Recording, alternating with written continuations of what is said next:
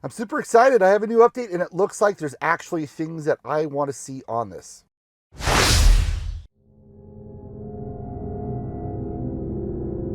So welcome back to the channel. Today I want to talk about update 2022.36.20. I just got it last night. I don't know if other people have had it for a while. It's got a couple of cool things in it. The biggest thing is the Energy app, which I want to go to in great detail. So let's get into it. All right, let's check out what this update has. This is going to be update 2022.36.20. It's FSD beta 10.69.3.1. This is what we got. Full self-driving beta suspension. Yeah, so basically if I screw up, they're going to take it away. Haven't yet, yay. Haven't screwed up that much yet though. FSD beta release notes. So there's a whole bunch of things on FSD beta. If you're interested in this, I don't understand all of this, but they've done a lot of improvements. So I have noticed things better. There's a lot of videos out there on FSD and driving with FSD. So let's get past that. If you want to do that, then I'm sure there's another video you can watch that could go with this in great detail. Full self-driving beta is beta, great.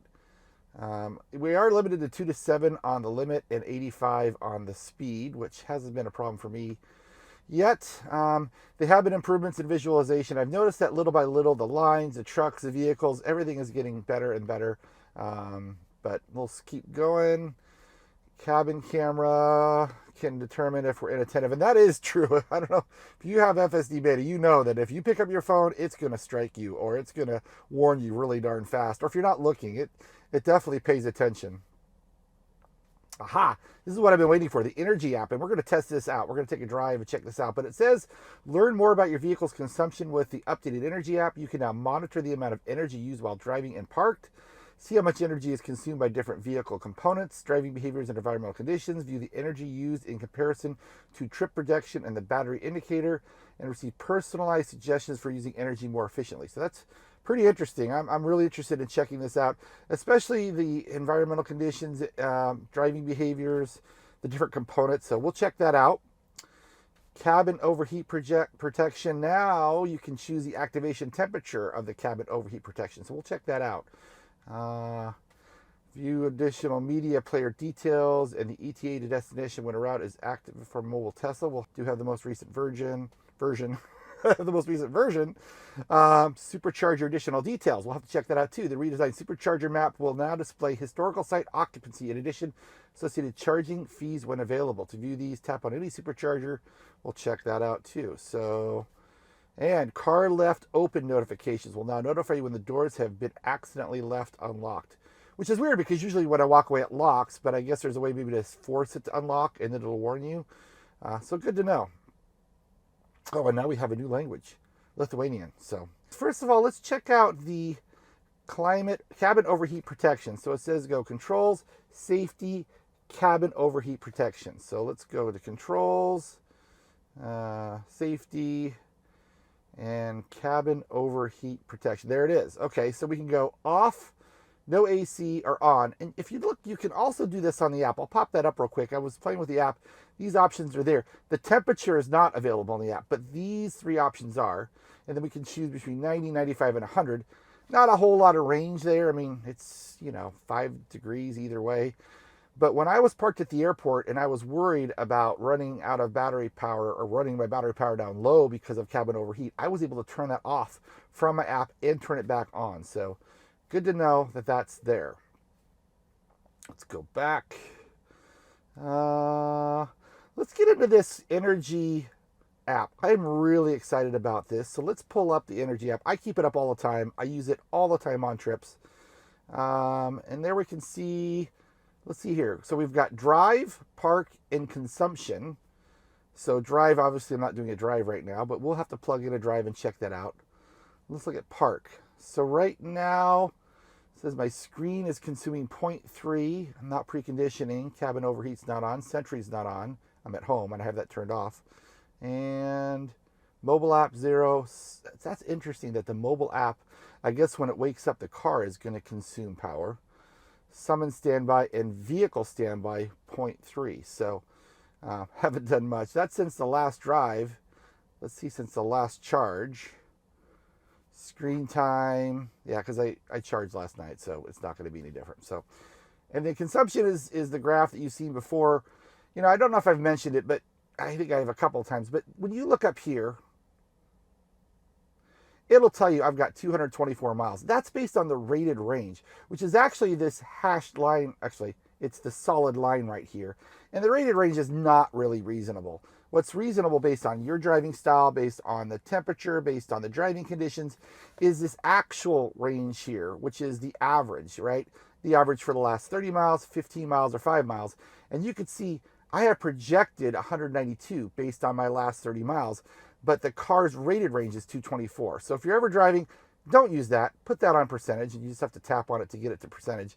This is going to be much more accurate as to how far you can make it, and this is going to get updated as you go. But as always, the car is very, very accurate when it does its projection. So let's go on a drive and check this out. Okay, before we get started, I just wanted to go over a couple things I found. So if you click on the information tab right next to the consumed, it does tell you that this is how the consumption happens. So driving consumption is talking about energy used to move the Model Y and overcome factors such as wind, resistance, tire rolling resistance, cruising at highway speeds, accelerating gradually, using regen braking, keeping the tires properly inflated, closing windows, removing unused accessory racks can all help save. Okay, towing also affects it. Climate is energy consumed by the climate control system. I would assume that's the fan speed, seat conditioning, all affects consumptions. Battery conditioning is going to be energy consumed to optimize Model Y's battery pack temperature for all weather conditions, peak performance, and supercharging speed. So if you're going to precondition, which we're going to do, elevation, energy consumed or gained due to elevation changes. So it's going to be positive or negative, it sounds like. Additional energy is needed to travel uphill, can be gained from regen braking when traveling downhill. So it sounds like it's going to be both. Everything else, energy consumed to charge personal electronic devices and power onboard computers. Okay.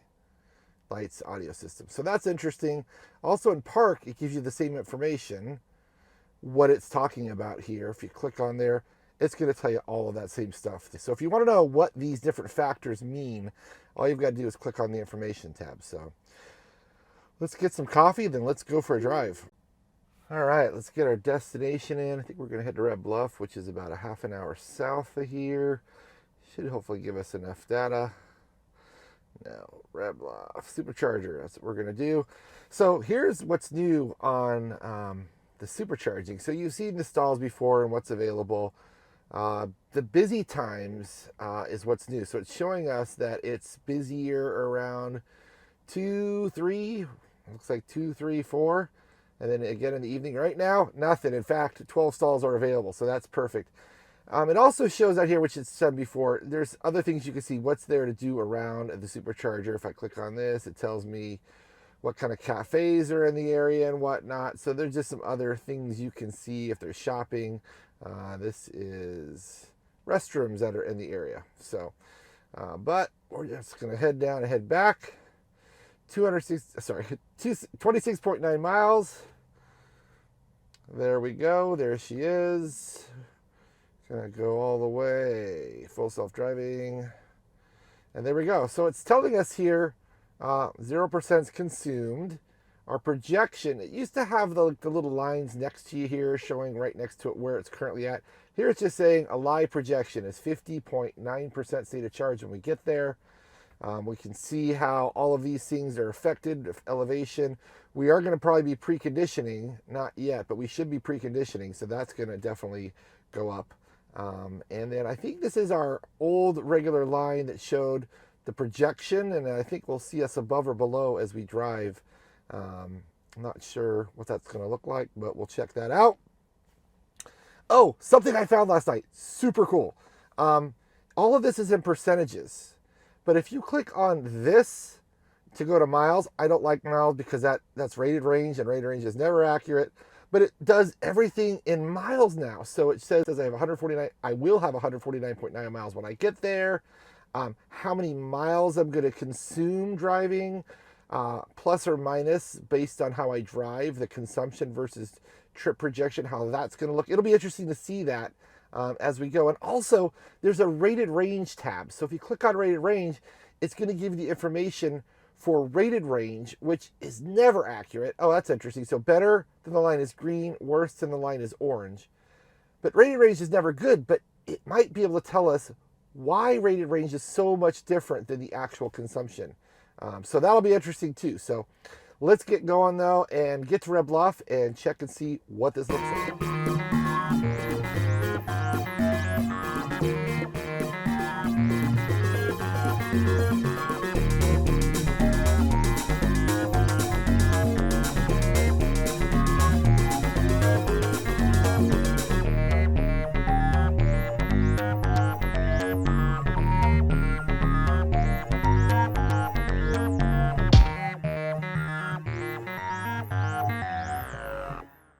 So we arrived with 50.7.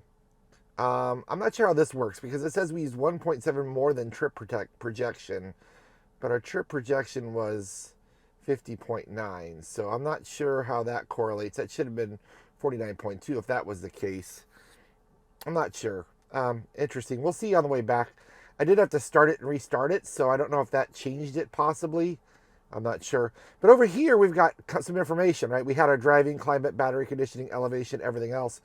It's telling us over here what percentage of that so we consume 17.1% of the battery.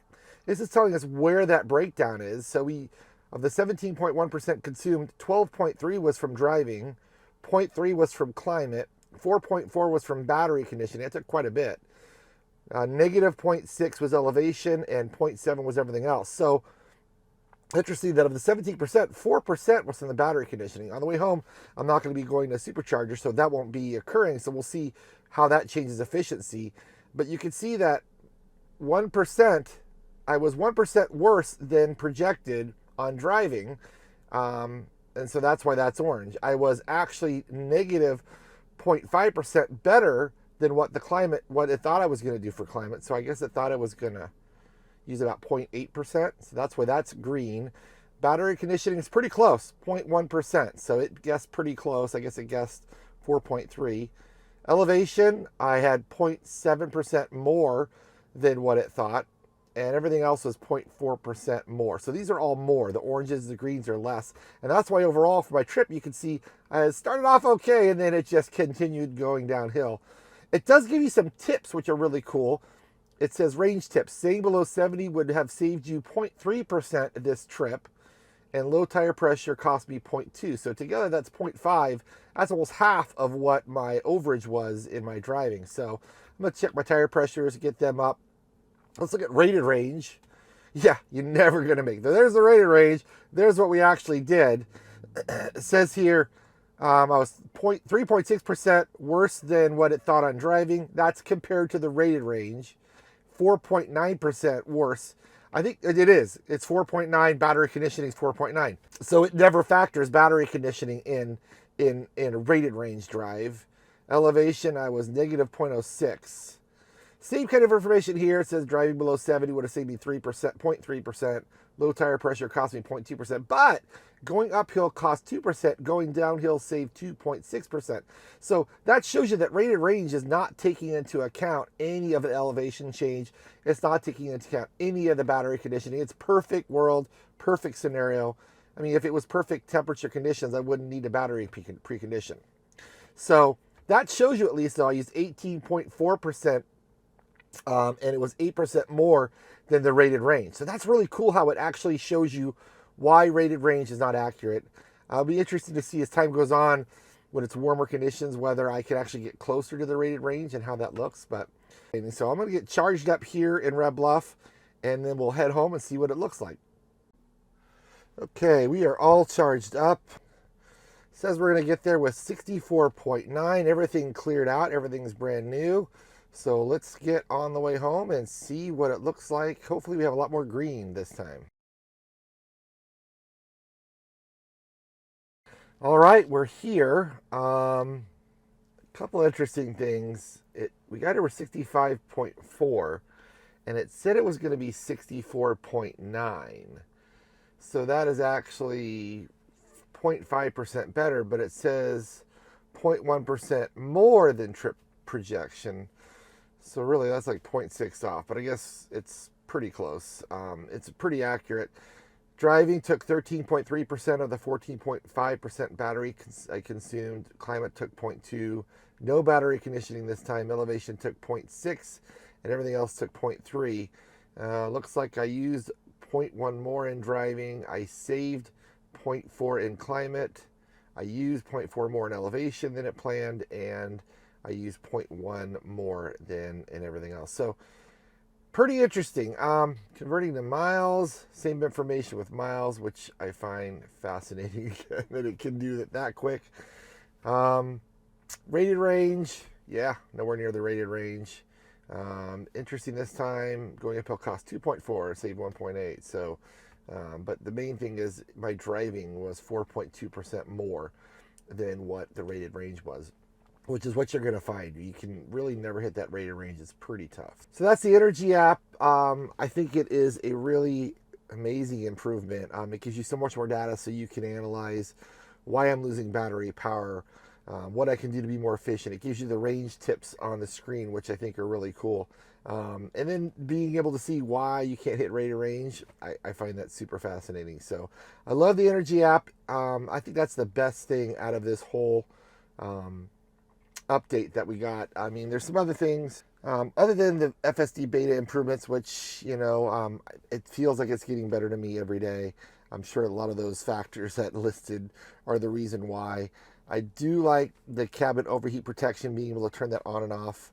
And the supercharger detail, that's okay. I mean, I don't know. I'm going to go when I'm going to go. I'm not going to really factor it based on when it's going to be busy, but it's nice to know if it's going to be busy. So overall, the update, 2022.36.20, really cool. If nothing else, for the Energy app improvements. So take a drive, test it out, see what you think. I think you're going to find that it is pretty cool what you can find out in your car. Well, that's it for this week. I hope you enjoyed this video. I got more videos to come on Texas. I'm kind of peppering those in so I can get some other things out. But I wanted to definitely tackle this update, which I think is really cool. If you like this video, like and subscribe, and we'll catch you on the next one.